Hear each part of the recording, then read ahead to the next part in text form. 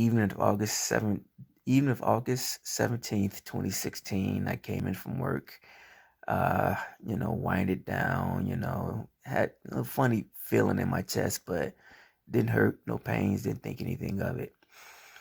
So I just continued on with the night, winding down, getting ready for bed, call my family and friends as I sometimes do before I, crash. And after my after my phone calls, it went black. I woke up about, I want to say, a week later. Yeah, woke up. It was really funny, weird. Come to find out that I had a heart attack, and I did not even know it. Apparently, the story goes is that um, the morning of August 18th, I drove myself to the hospital, like early, early morning. I drove myself to the hospital, uh, parked my car. As soon as I walked to the emergency room doors, I collapsed. I went into cardiac arrest. A code blue was called. Surgeons and everyone came out to resuscitate me. They brought me back. I flatlined again. They brought me back again, and I flatlined again. They brought me back enough to put a stent in my heart, and then they stabilized me. They then flew me to the nearest trauma hospital by helicopter, Riverside Hospital, where I coded 2 more times, and they had to bring me back. And then a third time, they were unsuccessful, and they actually lost me. Yes, they lost me. Um, I died. They called my family and my family in Chicago and my children who were here. They was up with their mom at the time, and they called them and told them that I had passed away. Of course, they were shocked and devastated, and they started to get ready to make their way here. My daughter called them with their mom and told them that their father had died.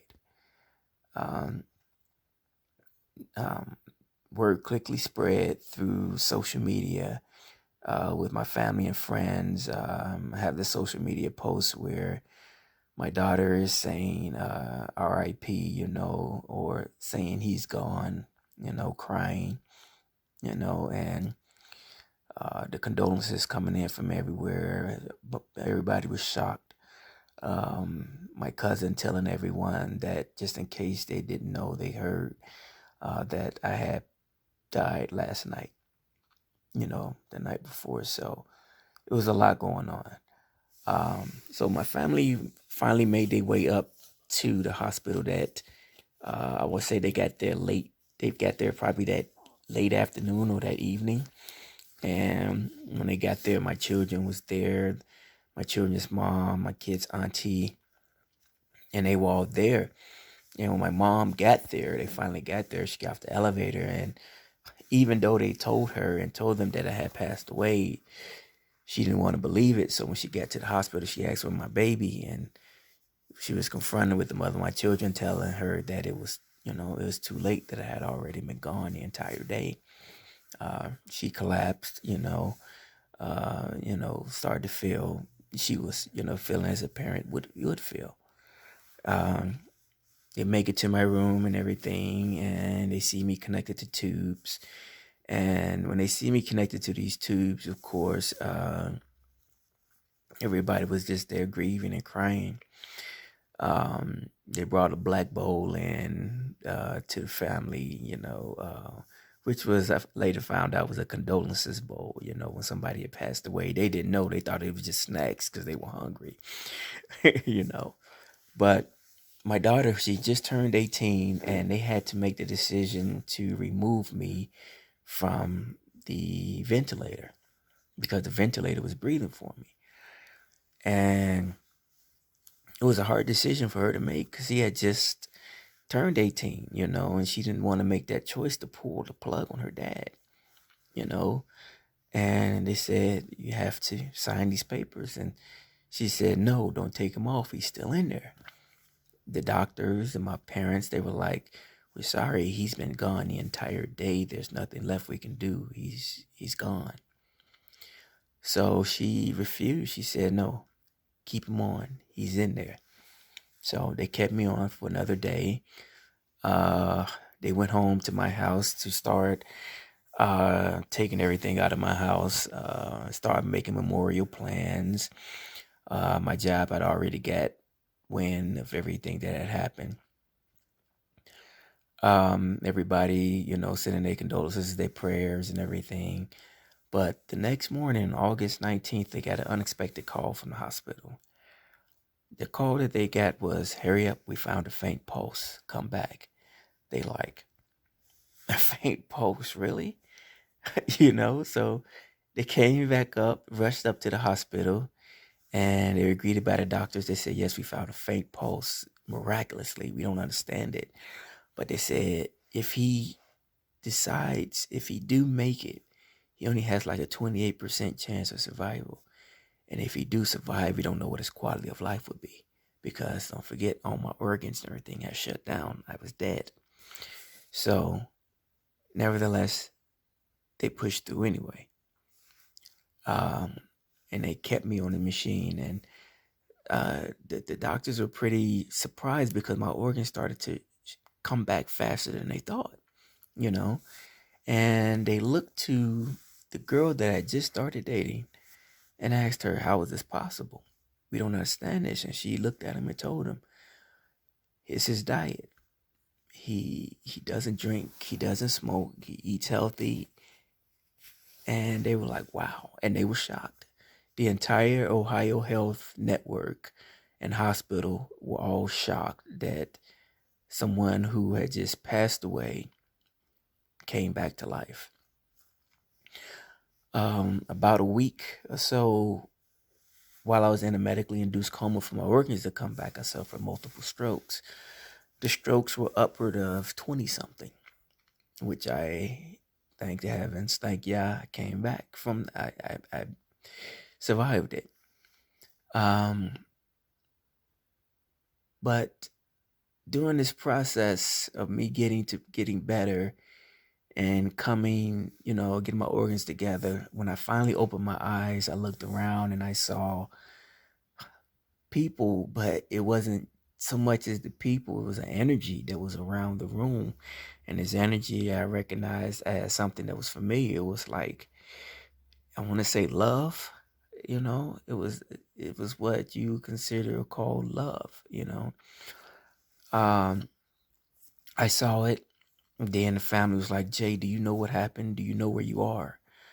And I couldn't respond, but they said, you know what happened? They said, you had a heart attack. And I'm just looking and, like, okay, They say you had a heart attack. You died. You were dead for the whole day. You died, and of course, once again, I didn't think anything of it because I was peaceful. I was rested. It was probably some of the best rest I've ever had in my life, Uh, getting well through the whole process, like I said, everybody I heard about it was, and the whole entire Ohio Health was heard about it. It was something. It was, I want to say, amazing to them, and me, I was at peace, I was the relaxed I had ever felt. I felt new. I had literally been reborn.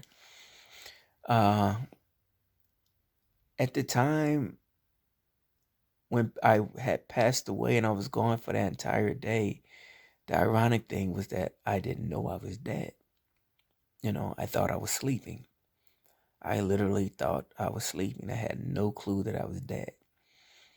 And while everybody was grieving on the outside, on the other side, I thought that, I don't know. I didn't think I was dead, because I remember finding myself floating down the highway. I believe it was the highway here, and it was nobody out because I guess it was dark, middle of the night or whatnot. Nobody was out. I end up going past a famous, I want to say, it was a pretty, it was a landmark here in Columbus, Ohio. That was what they on. I think they considered it the uh, Front Street. I forgot what they call it, the brewery district or whatnot. And I find myself going past those landmarks. Um, didn't think of it. Uh, but nevertheless, I forgot to point this out is that before I got to that highway, I found myself, um, I was going down, I was going down this tunnel. It was like a red or amber tunnel. And around me, cause it was like oval too. Excuse me, this tunnel above me, there was like people. Under me, it was like people, and it was reaching up for me. It wasn't malicious. I didn't, think anything of it, but I was just, going down the tunnel. And when I reached the end of the tunnel, and that's when I found myself floating down the highway. Uh, and as I was floating down the highway, and then it seemed like almost instantly I was transported up into space. And while I was up there, I saw the Earth from a distance. And from the earth, it was like an energy protruding from the top of it.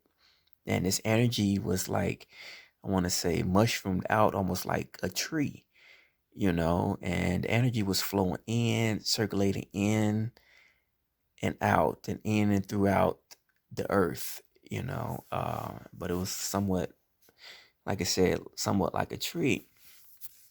And to my left, I saw like a wormhole, you know, the wormhole, like a wormhole full of stars. You would see something like on a sci-fi movie.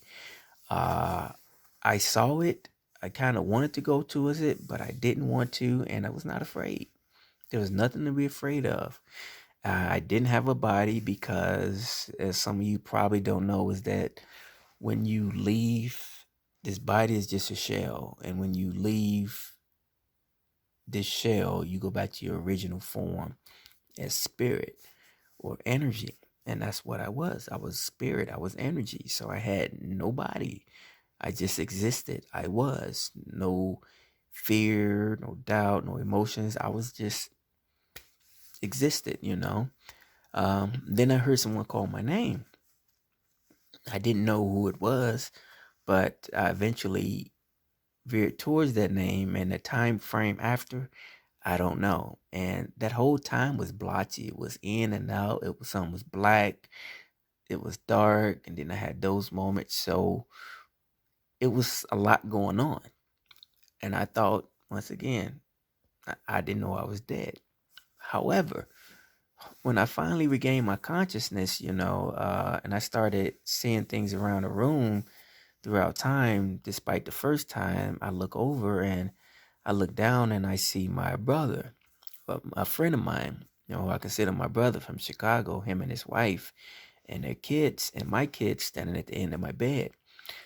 His wife next to me, Sister Yadena, she's holding my hand and she asked me, "Do you know where you are? If you can hear me, squeeze my hand." I squeezed a hand. I saw them and I went back out. And then everything else was like in and out, up, in and out. But I felt good. I felt new. I felt innocent. No worries, no doubts, no concerns. I just existed. I didn't think about what had happened. I didn't think about, anything in the past. I had no memory of nothing. I was just observing everything that was in front of me at that moment as everything that was going. Um, and surprisingly, I looked to my side and one of the people that I saw was the female who I just started dating several months earlier. I was shocked. She was still right there by me, and to come to find out, she never left my side, and she works at the same hospital where I was at. And when she got the call, she was just getting off work. She got the call and she was at home, and my son called her and told her dad died. Of course she was shocked and she raced back up to the hospital when she came up to be with me, and she's by my side the whole time. Her, um, I would say my sister-in-law, my kid's aunt. Um, my mom came up, so I'm like every weekend. I had a lot of support, a lot of love around me. I was grateful. But this female who I just started dating was still there. I would think that somebody who you just started dating would be like, okay, this is too much and would bounce. But no, she was still there. She stayed every step of the way. If ever the doctors or somebody or nurse or somebody was messed up, she kept them on their game, because she knew how certain things went. She kept them up to date.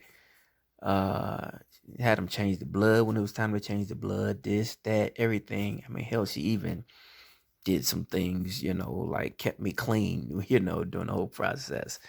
And when she told me that, of course, I was a little embarrassed, But one day I had still had a trach in my throat, couldn't talk, and I saw her next to me, when she was holding my hand, and she was saying something I don't remember. But as I looked, and mind you, everything that's going through me is in a state of bliss, in a state of purity, innocence, no malice, anger, none of this in me. Nothing but a drive. I was being driven by something divine. It was pure. But I looked at her and she was holding my hand and I started to tear up, you know. Um,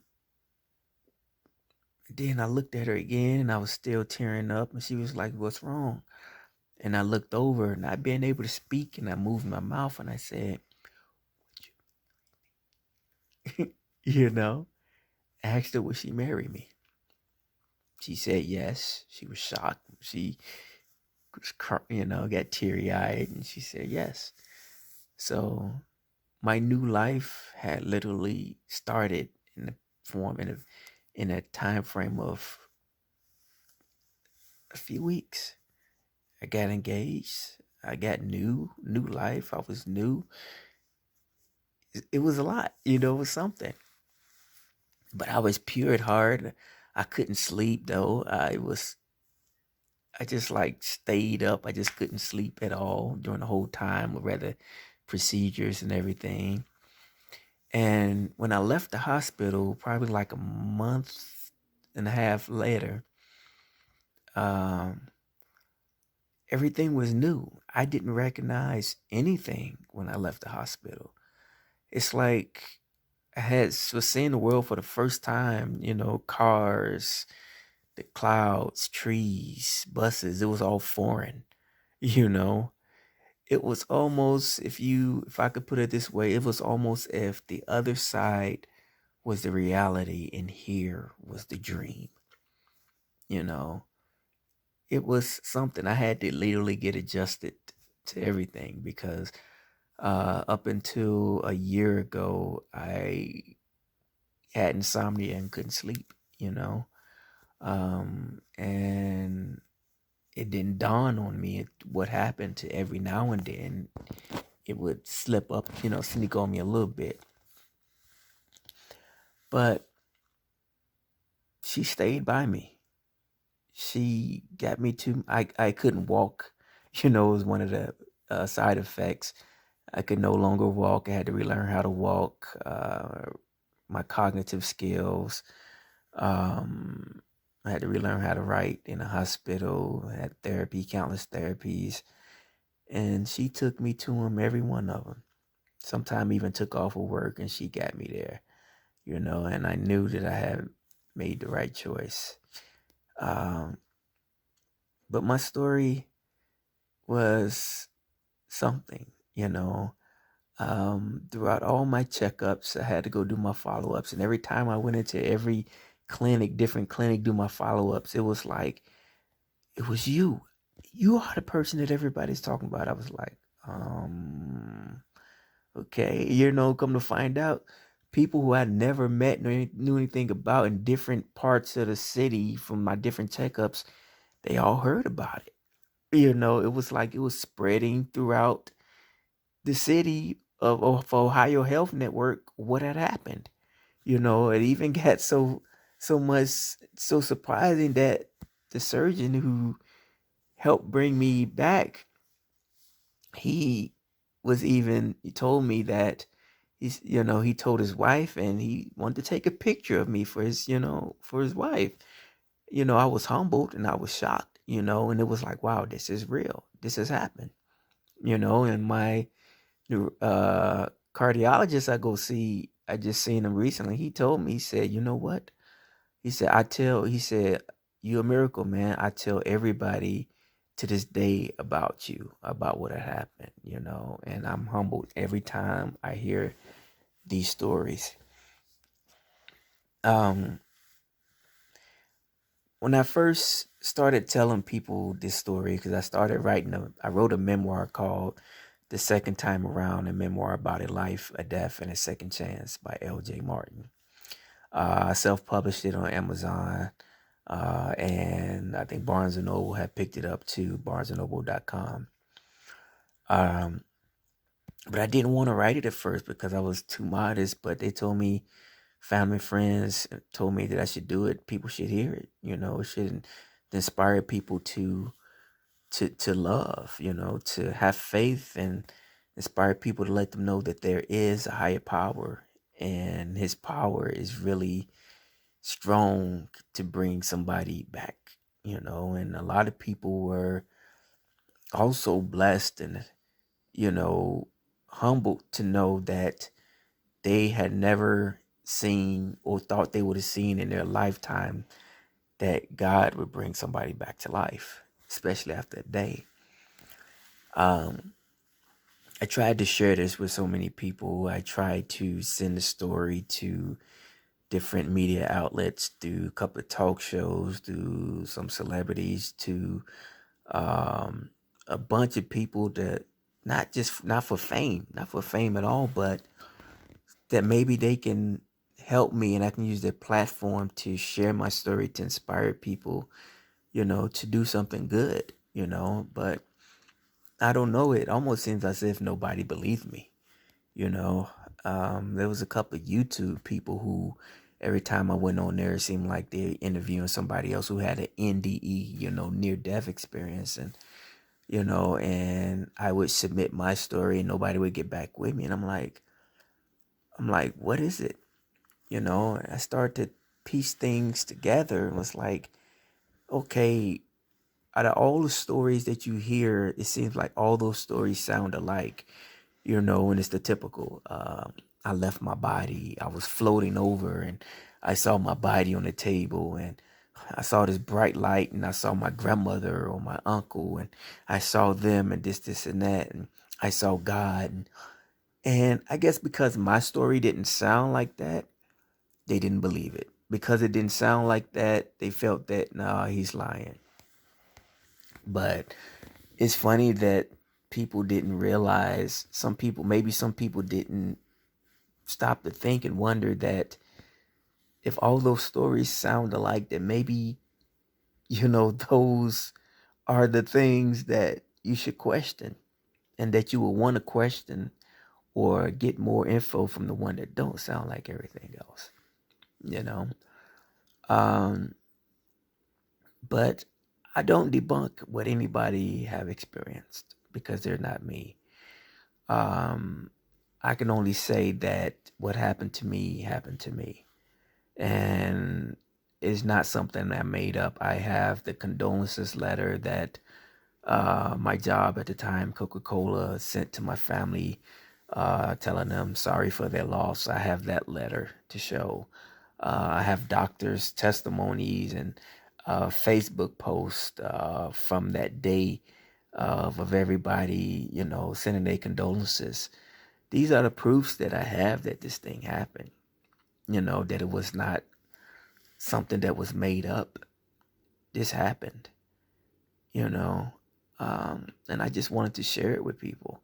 I just wanted to inspire people and to help people, as much as I could, you know. But I just didn't stop there, I felt that with this second time around, I wanted to do something that would, you know, where I can help people, because probably a year afterwards, I had got laid off from my job.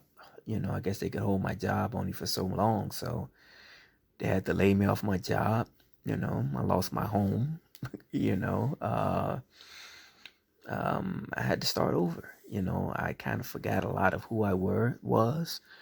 My memories had to come back slowly, probably throughout the years. So I was literally starting over. So I decided to do a few things. I decided to do something, and I said, I'll write the manuscript. So I wrote the manuscript. I didn't want to, but the family suggested it, and I thought maybe it'd be good, so I wrote the manuscript. Shortly after that, I started a nonprofit. I wanted to create a place that can help people um, see beauty, beauty outside of the ugliness of the world, experience a paradise, help people get their mental stability together, learn how to meditate, learn how to be in a peaceful state, and I had a business plan, the notion and everything, and started a nonprofit and started a nonprofit in 2019, made a 501c3, reached out to countless foundations, posted it on social media, crowdfunding, and I got not $1, no support, verbal support, but I had no financial support or donations from anywhere, or anyone. Foundations all turned me down, and it was something, it was a disappointment, but I didn't stop. And today, I'm still going. I had to dissolve the nonprofit earlier this year, but I'm still going because my goal is still to do something worthy that I feel is worthy of helping others and to make people feel comfortable. It's like that's my goal now. But there's so many other things to this story that I can share, and I would be happy to share it with others. Um, but nevertheless, I wanted to share it with you guys, and hopefully this story that I've got out thus far will inspire someone to keep living, to keep the faith, to never give up, regardless on how bleak it may be, even when it's looks like it's done. Never give up. Keep going. And to remember everything that you go through in your life, everything is but a trial or uh, training for the next thing. If you can't handle the things that go in your life, you won't be able to handle the next thing. So everything gives you strength, so you'll be strong enough to handle the next thing that come. Don't give up. Don't give in. Don't take your anger or frustration that you're going through when all these things happen on others, because it will be remembered, not just by you, but the people that you all encountered your whole life while you are here. Everybody is not promised another day, and everybody won't come back. I'm very fortunate and blessed that he allowed me to come back to this plane. And I have a job to do. Everyone tell me I'm not sure exactly what it is, but I'm still learning. And I'm trying my best. And I feel if I'm making this video, it's part of the process. Um, you may not be religious. I'm not religious. I believe in a higher power. I believe in a higher source. Um, and you may have different beliefs, but I can tell you that there is life after death, and that no one ever truly dies. You only move on from this carcass, or from this what they call it, sarcophagus, whatever it is, from this body. The energy leaves this body and goes back to the source. So those who see this, I hope it means something. I hope it changes your life. And if there's anyone out there who has it in their heart and who even considers want to help me create a platform to where I can share this story and more of it with others, I am more than welcome to share it and open. Thank you. I appreciate you all. And a lot of people don't hear this enough. And some men feel like they don't have to say it to another man. But I say this to women, man, to everyone. I love you with pure, unadulterated love, divine love. I love you. And I pray you all the best. Hopefully I'll see you guys in the future, guys and gals in the future. Peace and blessings.